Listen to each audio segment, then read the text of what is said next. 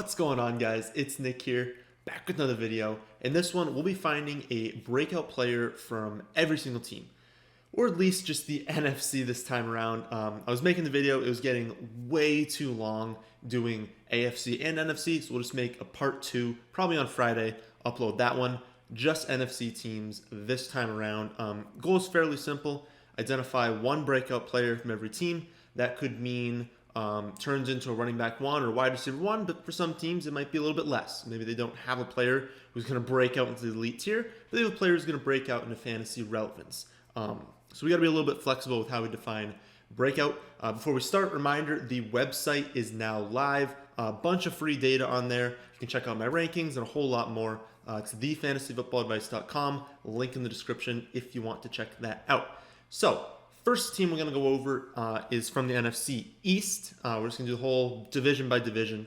So NFC East first, and we're going to do the Dallas Cowboys. And Blake Jarwin is the first player we're going to talk about. I love targeting Jarwin late in drafts. People are going to look at his stats from 2019 and just not want him. But that's a mistake. You know, there are a boatload of targets available in Dallas now that Cobb, Witten, and Austin are gone, leaving behind 190 targets. That's a lot. And they're not all going to CeeDee Lamb. You know, maybe he takes like 100. That still leaves a lot left on the table. So Jarwin could easily go from his 41 last season up to 90 this year. And you could have a very similar season to Mark Andrews last year. Maybe with a few less touchdowns, but who knows, because those are highly random. So maybe he does luck into like 10 touchdowns. But he is a fantastic late round tight end, and he's part of the reason why I just don't think targeting tight end is as viable this season as it has been. And of course, I'll talk about that throughout the offseason. You're going to hear a lot of tight ends in this video, some that I like more than others, but Jarwin is one of my favorite guys to target late because I do think he can have a breakout year. Next up, we have the Giants and Darius Slayton.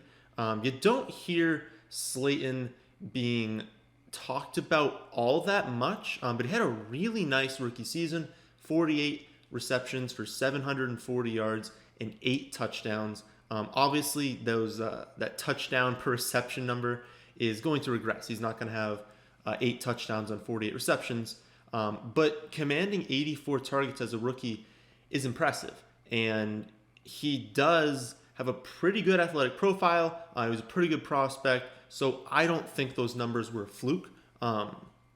Daniel Jones could absolutely also take a step forward this season, and if those two develop a little bit of chemistry, he could see closer to 100 targets. Now, that might seem a little bit high, but there's a very real chance he's the best wide receiver on that roster. I mean, Shepard and Tate are the only other competent wide receivers they have, but Shepard's never been over 875 receiving yards, and Tate's not getting any younger. So I really like Slayton in his 9th round ADP, and I think he's got the best chance to break out of any player on the Giants. Next up, we have the Eagles. They're a tough team to try and pick a breakout for. The only two realistic options that they have are Jalen Reagor and Dallas Goedert, right? Those are the only two you could really point to and say they're the most likely to break out. Goddard obviously could be a top 5 to 7 tight end without Ertz, but with Ertz, he's more of like a low end 1 to a high end 2, which is kind of where he's being drafted. And we need to think about what formations are going to run, right? Because late last season, all of their wide receivers get injured. They're running a boatload of 12 personnel because they've got 2 really good tight ends and no good wide receivers. Makes sense. But now, if they run 12 personnel, it means that one of Jackson, Alshon, and Reagor isn't on the field. And if everyone's healthy, well, they'll want to use all those guys. But then it's catch-22, because if everyone's healthy, Reagor is going to have maybe a good season, but a true breakout probably won't happen until 2021. So for the purposes of this video, understand that there's a case for both Goddard and Reagor breaking out, but realistically, you're going to need something like last season to happen again with all these injuries. So I love taking them for that upside, but the most likely outcome on the Eagles is that Miles Sanders has a great season, and then the rest of the targets are basically just spread out among Jackson, Alshon, Ertz, Goddard, and Reagor, making them all valuable, but preventing anyone from having like a true breakout. And you can even throw Boston Scott in there as well because he's talented enough to go off if Sanders goes down. basically for the Eagles, no one is going to break out unless we have injuries. The last NFC East team is Washington, and the only real option here is Darius Geis. Shares a backfield with a 35-year-old Adrian Peterson and Bryce Love, who, like Geis, has a share of knee issues. I know they have Gibson, but realistically, he's not a threat to Geis. He's more of a threat to Love. He's a threat to Peterson. He's a threat to take some targets away from some of the receivers. He's not a threat to the lead back role of Geis. That's just not the type of player that he is. Geis has obviously been a bust from a results standpoint over the first 2 seasons, but let's not forget, what he's capable of if he can stay on the field. 91st percentile speed score, most comparable to Zeke athletically, and even though he's only played 5 games, he's had touchdowns of 45 yards and 60 yards in some of those games. So if you promised me 16 healthy weeks from Geis, I'd probably take him in like the late 2nd to early 3rd round. I mean, that's how good he can be with 16 full games. Let's move on to the NFC North, and we'll start off with the Chicago Bears and David Montgomery. Now, I posted on Twitter the other day, I was just surprised how many people just hate David Montgomery this season. I mean, I know he disappointed last season, but he had 267 touches. He dominated the touches inside the 5-yard line, ranking only behind Fournette in percent of team carries inside the 5. I believe it was 87.5% of all of Chicago's carries inside the 5 came from David Montgomery. And he was also 7th among qualified running backs in attempts per broken tackle. So you've got a young running back getting an insane amount of touches, a bunch of scoring potential. You can get him in the 6th round now because everyone was expecting him to crush it last season, and then he stunk. So I get it. If you drafted him last season, you don't want to take him again. That's a ton of volume. And the only running back behind him is Cohen. And Ryan Nall isn't stealing touches away from Montgomery. So if Foles can breathe a little bit of life into this offense, because remember, it wasn't all Montgomery being bad. It was the offense being pathetic. I think Montgomery can be a really nice value in the middle rounds. And he's got a really good chance breaking out. Next up, we have the Detroit Lions and TJ Hawkinson. Now, Hawkinson was taken 8th overall in last year's draft, and he's just got some insane athletic measurements. And he got off to a really nice start against the Cardinals in week 1. Of course, we now know they were awful at defending tight ends last season and mostly at the beginning of the season. He didn't have a great finish to his rookie year, but he was limited at times with the ankle injury. He missed the final month because of that. And he only had Stafford throwing the ball for the first half of the season. So basically everything goes wrong for him. And he was a rookie tight end, and they never do well. So I think he's got a ton of upside in his 2nd season, and they're going to be a lot better than most people expect. I mean, they were really good over that first half of the season, and they're getting a 2nd year from Hawkinson. They're bringing in Swift. I think this is going to be a really good offense. He's got a ton of touchdown upside, and I really like him as a late-round pick in fantasy. Next up, we've got the Packers, and they did not do themselves a favor in the draft, but they did show their trust in Allen Lazard. His only competition for the wide receiver 2 role now is with Funchess, and I don't really see Funchess winning that battle. I mean, camp's going to be shortened, and we know there are some quarterbacks who aren't going to just pick one guy that they trust and keep throwing the ball, even if he's a better receiver, but Rodgers will. Like, even if Funchess is the better receiver, if he trusts Lazard more, Lazard's going to be playing and he's going to be getting the ball. Like, that's just how Rodgers operates. And realistically, do we even know that Funchess is any good? I mean, this is going to be his 6th season. He's been over 550 yards once. So there's a chance that Lazard is just the better receiver regardless, but we know for sure Rodgers trusts him more. So I think Lazard can surprise people in that wide receiver 2 role, and I wouldn't be shocked if by the end of the season, he's like a viable fantasy starter, and he's just undrafted everywhere right now. Last up in the NFC North is the Vikings, and we have Irv Smith. Rudolph was extremely mediocre last season, turning 31 later this year. Smith had some solid games as a rookie, but of course, the whole rookie tight end thing, they don't do anything. Jefferson should fill the Diggs role, but he's unlikely to get the same amount of targets that Diggs did, and I don't expect Smith to just all of a sudden become like a top 5 tight end, right? Like that is probably not in any sort of range of outcome for him. But I think he has upside as a late round flyer, and he's not going to cost you anything for fantasy. And it's just, you got to think about him.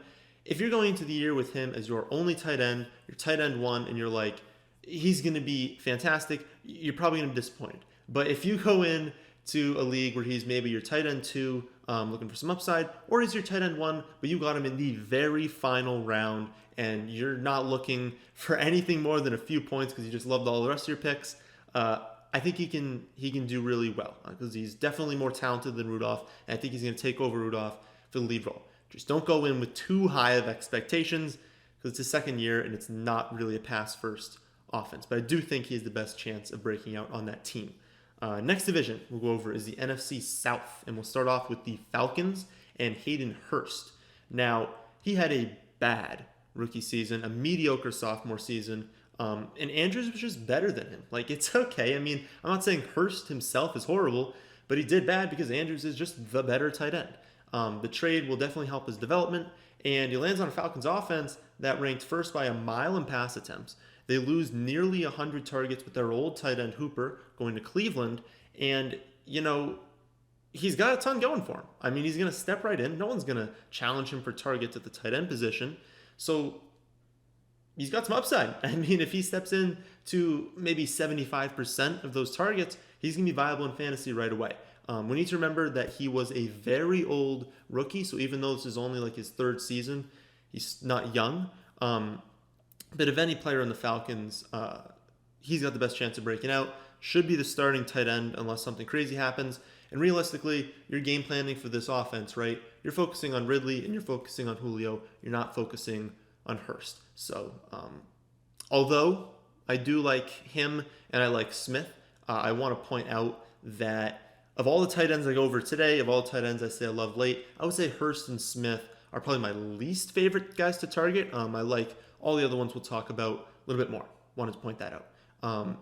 Next up, for the Panthers, another tight end, and it's Ian Thomas. Now, there's absolutely no one behind Ian Thomas on that depth chart, so unless they bring someone in free agency, week 1, it's his job. And he did not have a good season last year, but he didn't get any real snaps until week 13. And at that point, he was catching passes from Kyle Allen and Will Grier. So, I mean, what do you expect from the guy? I mean, how good could he possibly do under those circumstances? He's entering his 3rd season, great athletic profile. And you look at the team, I mean, Robbie Anderson's the only receiver over 6 feet. So he's got some nice touchdown upside, and he will join the list of tight ends that I think are really nice options later in drafts. Next, we have the Saints, and this is similar to the Eagles, but more severe. I don't think there is a breakout candidate on the Saints. This offense is Michael Thomas and Alvin Kamara, and everyone else just plays a complementary role. I will talk about Adam Troutman. He technically has the best chance to break out, but he's not beating out Jared Cook this season. And even if Cook got hurt, he's a really good blocking tight end. He's a really good talent that can be really good in the future, just not this season. He's not going to be viable under pretty much any circumstance. But his name I wanted to bring up because I want you guys to think about him for the future. Think about him for next season. Might be on our radar then. If you wanted someone for this year, you could say Traquan Smith. But let's be honest, even if Michael Thomas gets hurt, what are the odds we're using Traquan Smith in fantasy? Pretty low. So, like I said, offense runs through Thomas and Kamara. Everyone else is a complement, so no one's going to break out really on the Saints. The last NFC South team is the Buccaneers. The top breakout candidate is definitely Keyshawn Vaughn. Ronald Jones did a lot better last season than most people give him credit for, but that's just not going to matter. His biggest weakness is in pass protection, and that's not okay when you have Tom Brady. So if you look at the quotes from Tampa Bay after the draft, they clearly view Vaughn as a guy who can play every single down, and if that's the case, then he's got a lot of upside in year 1. I'm interested to see where his ADP ends up, especially if they declare him the starter before the end of August. Like if we're in the middle of August or in early August, And they're like, yeah, Vaughn's the guy. We're going to be starting him over Jones. He's going to have 3 downs. His ADP is going to skyrocket. So hopefully that news kind of doesn't come out. But regardless, he does have the best chance of breaking out of any skill player in this team because his path to touches is pretty easy. Final division is the NFC West, and we'll start off with the Cardinals and Andy Isabella. Now, this one is a little bit thin, but he's the only player I can see breaking out in that team. Drake already kind of broke out. Hopkins is elite, and I don't really see Kirk improving on the numbers he saw last season. Should be kind of close to that. Isabella only had 9 receptions, though, as a rookie, so he can definitely improve on that. And I think he can push Fitz for a spot in 3 wide receiver sets. We know what he can do with his 4.3 speed if they get the ball in his hands in space. And I'm just hoping that he does that. He does pass Fitz at some point in the season, not going to be right away. Maybe halfway through the season, he can get in 3 wide receiver sets. We can have some usable weeks from him. But realistically, he's the only guy that has a chance of breaking out. The Rams up next, they really only have 2 options, Henderson and Akers. Van Jefferson and Reynolds are pretty likely to both get snaps. I think they're going to start off with Reynolds playing as the wide receiver 3 when they even use 3 wide receivers. I think they're going to use a lot of 2 tight end sets this season. So right away, both their roles are going to be reduced. But then splitting time, I don't see a path to either of them breaking out. Then you've got Higbee and Everett, and they're going to share time on the field as well. And you could argue that Higbee kind of already broke out last season. Between the two, between Henderson and Akers, I'd pick Akers as the most likely to break out. Gurley was really bad last season, and Henderson still couldn't pass him on the depth chart. And Akers definitely has the profile of a 3-down back in the NFL, and he should get plenty of opportunities to see the field as a rookie. Plus, all indications are that they really like him over there. So I think Akers has a nice chance to break out, and I don't think his ADP will get too out of hand because people are going to see all 3 of their running backs, and they're going to be like, committee, I'm going to avoid it. I think Akers is the best guy, so I think he can be a good pick. Next, we have the 49ers, and I think Deebo Samuel has a chance to finish as a high-end wide receiver 2 this season. Only had 800 yards and 3 touchdowns as a rookie, but he didn't really start playing the majority of snaps until the second half of the season. So I think he should be closer to 100% of the passing down snaps at least.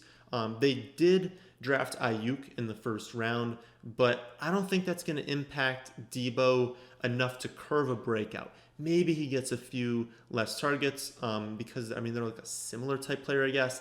But anyone on this team, if you look at their chance of breaking out, Ayuk can have a good year, but I think it's Deebo. I think being in this offense for that first season, being entrenched as the go-to wide receiver, I think he's got a really nice chance to have a breakout.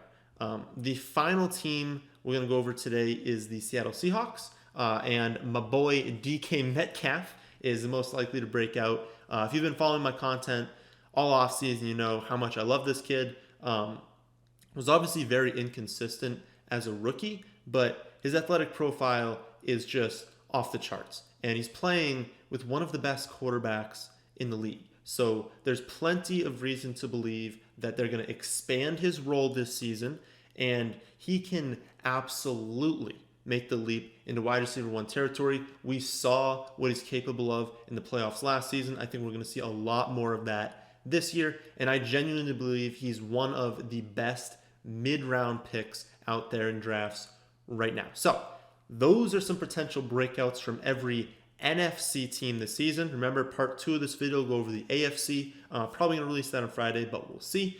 And also remember, you can view my favorite players to target, along with players you should be avoiding, at our website, thefantasyfootballadvice.com. That's the end of this one. Hope you all did enjoy. If you did, how about hitting the like button? How about subscribing to the channel if you're new? Thanks for watching.